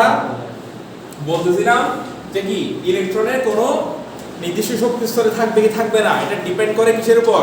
ওই অবস্থার উপর। তুমি বলতে পারবে না হাইড্রোজেনের একটা মতো শক্তি স্তর, বলতে পারো যখন তুমি বাচ্চা, বড় হলে বলতে পারবে না। ঠিক আছে, বড় হলে হাইড্রোজেন এক নম্বর শক্তি স্তরে যেমন আছে, অন্য শক্তি স্তরে থাকতে পারে। তাহলে শক্তি স্তর কারোর জন্য নির্দিষ্ট না। ঠিক আছে, শক্তি স্তর কারোর জন্য নির্দিষ্ট না, যে কোনো শক্তি স্তরে যেতে পারে। কিন্তু আমরা বলি একটা শক্তি স্তর কেন? কারণ একটা ইলেকট্রন একটা শক্তি স্তরে থাকবে, তার ভাগ হয়ে দুইটা করে থাকবে না, থাকবে। তোমার পা কি এক বিছানায় একটা, আর এক বিছানায় একটা রাখবো কি? রাখো এক বিছানায় দুটো রাখবে না। আচ্ছা, কি হচ্ছে কাহিনী দেখো। তা আমরা হ্যাঁ, কালার ব্লাইন্ডরা কেন সব কালার দেখে না? এটার পিছনে রিজন হচ্ছে পুরোটাই বায়োলজিক্যাল রিজন। তোমরা যাওয়ার স্যারকে জিজ্ঞেস করবা যে কালার ব্লাইন্ডরা কেন সব দেখে না। কিন্তু বাস্তবে যদি বলি 380 থেকে 700 ন্যানোমিটারের মধ্যে তরঙ্গদৈর্ঘ্য সবগুলো আছে না, দৃশ্যমানের বেনি আসে সবগুলো, যে কালারগুলো দেখে না সেই কালারগুলো তরঙ্গদৈর্ঘ্য তার চোখ নিতে পারে না। এটা হচ্ছে কেমিস্ট্রি কাহিনী। কিন্তু মেইন রিজনটা বায়োলজিক্যাল। তোমাদের বায়োলজি সেশন থেকে একটা অধ্যায় আছে কালার ব্লাইন্ড সম্পর্কে, ওটা ওখানে দেখিয়ে দেবো। তুমি কি কালার ব্লাইন্ড? মেয়েরা আমরা তো কালার ব্লাইন্ড হওয়ার কথা না, যে কালার চিনে। দেখো, ওদিন পড়াচ্ছিলাম পিরিয়ডিক টেবল, কালার জিজ্ঞেস করতেছিলাম, এক মহান ব্যক্তি বলছে কি এটা পেঁয়াজি কালার। আমি বলছি দুনিয়ায় এত কালার থাকতে তোমার কাছে পেঁয়াজি কালার কেন মনে হলো? এই হচ্ছে কাহিনী। আছে দেখো, লিখো পর্যায় সারণী। কোনো পরমাণুতে একটি ইলেকট্রন, পরমাণুতে একটি ইলেকট্রন নির্দিষ্টভাবে কোথায় অবস্থিত এবং কোন দিকে ঘুরছে, এবং কোন দিকে ঘুরছে তা জানার জন্য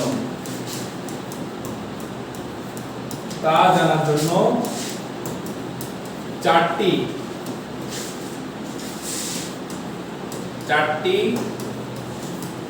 কোয়ান্টাম সংখ্যার প্রয়োজন হয়। কয়টার প্রয়োজন হয়? 4টা কোয়ান্টাম সংখ্যার প্রয়োজন হয়। দেখো, আচ্ছা 4টা কোয়ান্টাম সংখ্যার প্রয়োজন হয়। পরমাণুতে একটি ইলেকট্রন নির্দিষ্টভাবে কোথায় অবস্থান এটা জানার জন্য আমার 4টা কোয়ান্টাম সংখ্যার প্রয়োজন হয়। কিন্তু কথা হচ্ছে এই 4টা কোয়ান্টাম সংখ্যা কি কি? প্রথমত লিখো প্রধান কোয়ান্টাম সংখ্যা।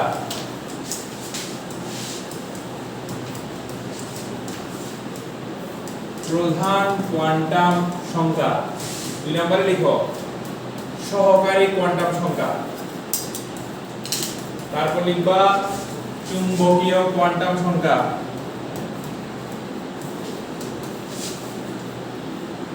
ঘূর্ণন কোয়ান্টাম সংখ্যা। ঘূর্ণন কোয়ান্টাম সংখ্যা আমি যে ডট ডট লিখি তোমরা পুরো লিখবে, বাট বাংলা নাম জানার পাশাপাশি ইংরেজি নামটা জেনে রাখা উচিত। এটা হচ্ছে প্রিন্সিপাল কোয়ান্টাম নাম্বার, সহকারী মানে আমরা রেজিস্ট্যান্ট মনে করি না, রেজিস্ট্যান্ট কোয়ান্টাম নাম্বার নাকি এজিমুথাল বা সাবসিডিয়ারি কোয়ান্টাম নাম্বার। এটা হচ্ছে ম্যাগনেটিক কোয়ান্টাম নাম্বার আর এটা হচ্ছে স্পিন কোয়ান্টাম নাম্বার। ওকে, ম্যাগনেটিক কোয়ান্টাম নাম্বার আর এটা হচ্ছে স্পিন কোয়ান্টাম নাম্বার। এটা অ্যাজিমুথাল বা সাবসিডিয়ারি। সহকারী শুনে আমার একটা রেজিস্ট্যান্স মনে হলো, রেজিস্ট্যান্ট কোয়ান্টাম নাম্বার লিখে দিলাম। আচ্ছা ঠিক আছে, তো আজকে এখানে আমরা শুধু প্রথমটাই প্রিন্সিপাল কোয়ান্টাম নাম্বার সম্পর্কে জানবো। প্রথমত আমি কোয়ান্টাম থিওরি নিয়ে আরেকটা লাইন বা দুটো লাইন বলি কাহিনী। দেখো তুমি কেন এটা পড়তেছো, এটা পড়ার উদ্দেশ্য কি? আমি বললাম যে পরমাণুতে ইলেকট্রন একদম স্পেসিফিক্যালি কোথায় অবস্থিত। স্পেসিফিক্যালি আমি এতদিন জানতাম যে কি শক্তি স্তরে বলা যেত, যে বলতাম অ্যালুমিনিয়ামে 3টা শক্তি স্তর আছে, সোডিয়ামে 3টা, লিথিয়ামে 2টা শক্তি স্তর আছে, হাইড্রোজেনে 1টা শক্তি স্তর আছে, এখানের মধ্যে ইলেকট্রন আছে। কিন্তু আমি জানতাম না এক্স্যাক্টলি অ্যালুমিনিয়ামের মধ্যে 3টা শক্তি স্তর থাকলেও এক্স্যাক্টলি কোথায় আছে, কোন দিকে ঘুরতেছে কিছু কিন্তু জানি না। আমি এই কোয়ান্টাম থিওরি যদি পুরোটা বুঝতে পারি, আমি বলতে পারবো অ্যালুমিনিয়ামে 13 নম্বর ইলেকট্রন ডান দিকে ঘুরতেছে নাকি বাম দিকে ঘুরতেছে, একদম কোন পজিশনে আছে, সব ডিটেইলস বলতে পারবো। কথা বুঝতে পারছো কিনা? এই জন্যই কিন্তু এই থিওরিটা আসছে, একটা ইলেকট্রন সম্পর্কে ইন ডিটেইলস সব ইনফরমেশন জানার উদ্দেশ্য হচ্ছে কি কোয়ান্টাম তথ্য। কথা বলছো কিনা? কোয়ান্টাম সম্বন্ধে খালি অবস্থান জানা যাবে, অবস্থান, দিক, ঘূর্ণন সব কিছু জানা যাবে, কোন দিকে ঘুরতেছো এবং ঘুরতেছো কিনা। অবশ্যই তো ঘুরবা, অবস্থান সব কিছু জানতে পারবা।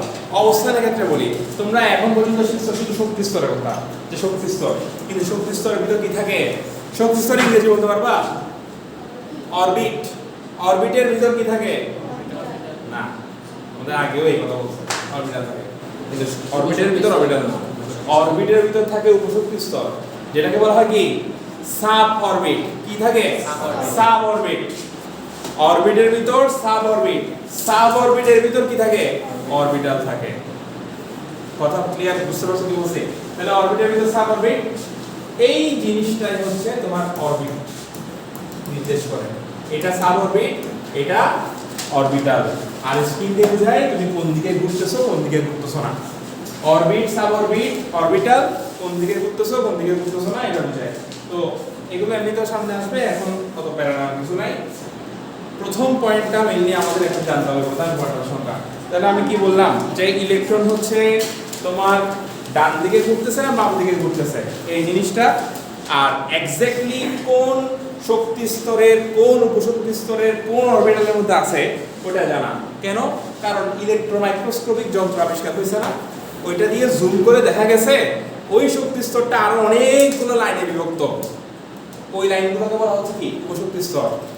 ওইটাকে আরো জুম করে দেখা গেছে ওখানের ভিতরে আরো অনেকগুলো অরবিটাল আছে। একদম এক্স্যাক্টলি কোন অরবিটালের মধ্যে আছে সেটা জানার জন্যই এই কোয়ান্টাম থিওরি। কথা বোঝা গেছে? আচ্ছা এবার বলো কোয়ান্টাম। কোয়ান্টাম বলতে কি বোঝাচ্ছে? এই কোয়ান্টাম বলতে কি বোঝাচ্ছে? তোমরা কি কোয়ান্টা শব্দ শুনছো কখনো? দেখো আলো কিভাবে আসে আমাদের কাছে, আলো সূর্যের আলো আমাদের কাছে কিভাবে আসে? ফোটন আকারে আসে, প্যাকেট প্যাকেট আকারে আসে। এই প্যাকেট প্যাকেট কেন বলতেছি? চিপসের প্যাকেটের মতো আসে, আসলে চিপসের প্যাকেটের মতো আসে। আলো কিন্তু এইভাবে এমনি পানির ঝর্ণা ছাড়ি ঝর্ণার মতো এইভাবে করে আসে, বিষয়টা এমন না। আলো আসে কিন্তু গুচ্ছ গুচ্ছ আকারে। তুমি চোখে দেখো না আর কি, তুমি চোখে দেখবা না, এক্সপেরিমেন্টাল কথাবার্তা এটা। গুচ্ছ আকারে আসে, প্যাকেট আকারে। এই যে আলোটা আমাদের কাছে আসে ওটা কিন্তু কোয়ান্টাম আকারে আসে। এটা ওয়ান কাইন্ড অফ একটা ইউনিট বলতে পারো। তো কোয়ান্টাম সংখ্যা কেন হয়েছে এখানে? এই কোয়ান্টাম সংখ্যা কেন হয়েছে এখানে বলো তো?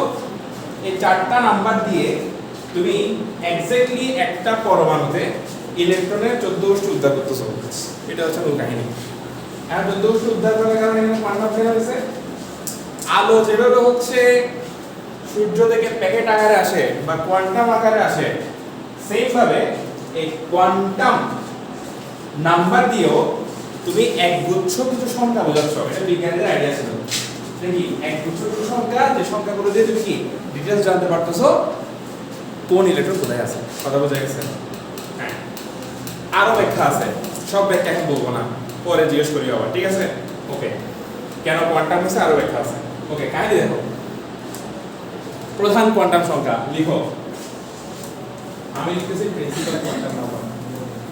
প্রিন্সিপাল কোয়ান্টাম নাম্বার যেটাকে কি দিয়ে প্রকাশ করা হয় n দিয়ে প্রকাশ করা হয় কি দিয়ে প্রকাশ করা হয় স্মল n দিয়ে আর n দিয়ে কি বোঝায় প্রধান শক্তি স্তর আমরা তো এটাই বলবো আজকে অল্প আর 2 মিনিট জাস্ট প্রধান শক্তি স্তর n এর মান কি হয় স্বাভাবিক সংখ্যা কি হয় 1 2 এরকম করে সংখ্যা বাড়তে থাকে কোর্স মনে হয় এগুলো বোর মডেলে তাই না হ্যাঁ এগুলোকে আবার k l m n এরকম বিভিন্ন জিনিস দিয়ে চিন্তা করা হয় না চিন্তা করা হয় তোমরা বাসায় কি গুগল করবা এই k এর ফুল ফর্ম কি l এর ফুল ফর্ম কি এগুলো কিন্তু ফুল ফর্ম আছে ঠিক আছে এগুলো কিন্তু ফুল ফর্ম আছে কোন ফুল ফর্ম থেকে সংক্ষিপ্ত করে শুধু k নেওয়া হয়েছে কেন abcd থেকে নেওয়া হয় নাই কেন k থেকে নেওয়া হয়েছে এটা বের করবা তোমাদের কাজ আচ্ছা তাহলে k l m n এর পরীক্ষা দিয়ে তোমরা বলতে পারবে না m মানে থার্ড শক্তি স্তর n মানে ফোর্থ শক্তি স্তর বলতে পারবা আর 1 2 থেকে শুরু হয় 0 কিন্তু থাকে না আর মাইনাস কিন্তু থাকে না n যদি জানো তুমি কি ইলেকট্রন কয়টা আছে বের করতে পারবে না ক্লাস এটাই তো করছো 2n স্কয়ার করছো কিনা করছো n এর মান যদি জানা থাকে তাহলে তুমি 2n স্কয়ার দিয়ে বলতে পারো কি এখানে কয়টা ইলেকট্রন আছে বলতে পারো না আচ্ছা আমাকে বলো ইলেকট্রন ধারণ ক্ষমতা যদি 2n স্কয়ার হয় তাহলে অরবিটাল কয়টা আছে সেটা কেন বের করব 2n স্কয়ার দিয়ে কেন বুঝছো কারণ চিন্তা করো তুমি অলরেডি চ্যাপ্টার 3 তে পড়ছো যে প্রতিটা অরবিটালে কয়টা থাকে ইলেকট্রন দুইটা করে ইলেকট্রন থাকে তাহলে একটা অরবিটালে দুইটা ইলেকট্রন থাকলে n স্কয়ার অরবিটালে 2n স্কয়ার থাকবে না তাহলে তুমি যেহেতু জানো যে 2n স্কয়ার করে ইলেকট্রন থাকবে তাহলে 2 দিয়ে ভাগ করে দাও n স্কয়ার আছে কিনা আসে তাহলে n স্কয়ার পরিমাণ কি থাকবে n স্কয়ার পরিমাণ কি থাকবে অরবিটাল থাকবে তাহলে অরবিটাল হচ্ছে n স্কয়ার আর দিকে 2n স্কয়ার হচ্ছে কি ইলেকট্রন ধারণ ক্ষমতা প্রধান শক্তি স্তর সম্পর্কে এর বেশি কিছু আর কিছু জানতে হবে না প্রধান শক্তি স্তর principal quantum number principal quantum নাম্বারকে প্রকাশ করা হয় n দিয়ে n হচ্ছে প্রধান শক্তি স্তর প্রকাশের একটা সিম্বল বা প্রতীক এই n এর মান সবসময় স্বাভাবিক সংখ্যা হবে 1 2 এভাবে করে সিরিয়ালি কোনো জিরো হবে না মাইনাস হবে না সম্ভব না প্রথম শক্তি স্তর কি নেগেটিভ হবে নাকি এটা শূন্য হবে এক নাম্বার শক্তি স্তর হবে আর এগুলোকে k l m n দিয়ে প্রকাশ করা হয় সিরিয়ালি এটাও জানো আর বলতেছি n এর মান যদি জানো তুমি 2n স্কয়ার দিয়ে ইলেকট্রন কয়টা আছে বের করতে পারবা ওই শক্তি স্তরে এবং n এর মান যদি জানো তুমি অরবিটাল সংখ্যাও বের করতে পারবা n স্কয়ার দিয়ে তোমাকে যদি বলি n 2 তাহলে অরবিটাল কয়টা চারটা n স্কয়ার আর যদি n এর ভ্যালু 2 তাহলে ইলেকট্রন কয়টা 8টা কিভাবে 2 * 2 স্কয়ার কনফিউশন আছে কোনো বুঝতে পারছো আমি কি বলছি হ্যাঁ তোমরা কি বুঝতে পারছো আমি কি বলছি আর এটা বলবো দেখো p q n দিয়ে বুঝাইছি সেটা প্রিন্সিপাল কোয়ান্টাম নাম্বার আমি শর্টকাটে লিখছি প্রিন্সিপাল কোয়ান্টাম নাম্বার মানে একটু আগে যেটা প্রধান কোয়ান্টাম সংখ্যা বলছিলাম ওই প্রধান কোয়ান্টাম সংখ্যা প্রধান কোয়ান্টাম সংখ্যাকে আমি প্রকাশ করব n দিয়ে কি দিয়ে n দিয়ে প্রকাশ করব প্রধান শক্তি স্তরকে এই প্রধান শক্তি স্তর n এর মান সব সময় 1 2 এরকম সিরিয়ালি সংখ্যাগুলোই হবে 1 দিয়ে বোঝাচ্ছে প্রথম শক্তি স্তর 2 দিয়ে বোঝাচ্ছে দ্বিতীয় শক্তি স্তর এই জিনিসটাকে তুমি চাইলে আবার k l m n দিয়ে প্রকাশ করতে পারো বোর পরমাণু মডেল অনুসারে আর কি মানে k মানে হচ্ছে 1 l মানে 2 m মানে 3 n মানে 4 এরকম আর কি বিষয়টা আর আমি বলতেছি যদি তুমি n এর মান জানো ক্লাস 8 এ তো পড়ছোই যে ইলেকট্রন কয়টা আছে বের করা যাবে 2n স্কয়ার দিয়ে আমি যদি বলি n = 2 তাহলে 2n স্কয়ার সমান কি 2 * 2 স্কয়ার না তাহলে 2 * 4 8 বলা যায় তাহলে দ্বিতীয় শক্তি স্তরে ইলেকট্রন কয়টা 8টা দ্বিতীয় শক্তি স্তরে অরবিটাল কয়টা 4টা 2 স্কয়ার কত 4 অরবিটাল 4টা ইলেকট্রন কয়টা 8টা এটা তো প্রধান শক্তি স্তরে জানা আছে তাহলে প্রধান কোয়ান্টাম সংখ্যার মূল উদ্দেশ্য বুঝা গেছে তো নাকি ইলেকট্রন কয়টা আছে বের করা অরবিটাল কয়টা আছে বের করা n স্কয়ার টা অরবিটাল সংখ্যা অরবিটালের সংখ্যা n স্কয়ার হচ্ছে অরবিটালের সংখ্যা 2n স্কয়ার হচ্ছে ইলেকট্রনের সংখ্যা এই যে ইলেকট্রন কয়টা আছে বের করছো অরবিটাল কয়টা আছে বের করছো একই কাজ কিন্তু কি দিয়েও করা যায় সহকারী কোয়ান্টাম সংখ্যা দিয়ে করা যায় চুম্বকীয় কোয়ান্টাম সংখ্যা দিয়েও করা যায় এটা দিয়েও করা যায় এটা দিয়েও করা যায় তাহলে আমরা প্রথমটা দিয়ে করে ফেললাম বাকিগুলোকে কাজে লাগবে না রাখবে প্রথম দিকে বিজ্ঞানীরা শুধু এটাই আবিষ্কার করছিল প্রথম দিকে বিজ্ঞানীরা কি আবিষ্কার করছিল শুধুমাত্র প্রথমটাই আবিষ্কার করছিল প্রধান কোয়ান্টাম সংখ্যা তখন তারা আবিষ্কার করেছে আমি যে ইলেকট্রন কয়টা বের করে ফেলছি কয়টা অরবিটাল বের করে ফেলছি তাহলে আমার তো আর কোনো টেনশন নাই কিন্তু পরবর্তী বিজ্ঞানীরা যারা আসছে তারা যখন হচ্ছে সহকারী কোয়ান্টাম সংখ্যা আবিষ্কার করছে তখন আরো তারা ডিটেলসে বের করে ফেলছে যে এখানে ভিতরেও যে আরো কি অনেক কাহিনী আছে ওগুলো আমরা নেক্সট দিন দেখবো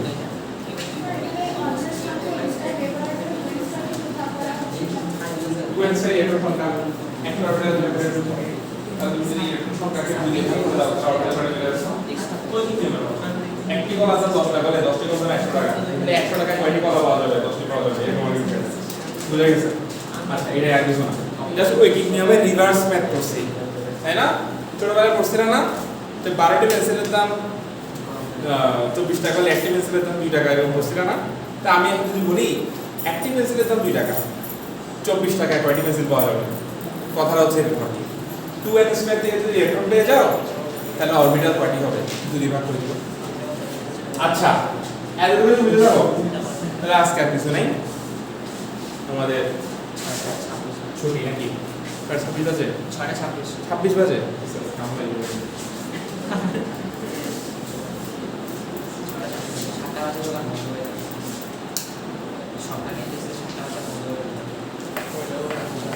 আটটায় বন্ধ করে দিতে তেল দিতে দিছে হবে সব দোকানে এবং 7টা বাজে অফ হয় বুঝলাম না বন্ধ হয়ে গেছে কেন লাঠি প্লাজা আছে ঠিক আছে তোমাদের সাথে দেখা হবে আবার কবে দেখা হবে বলো তো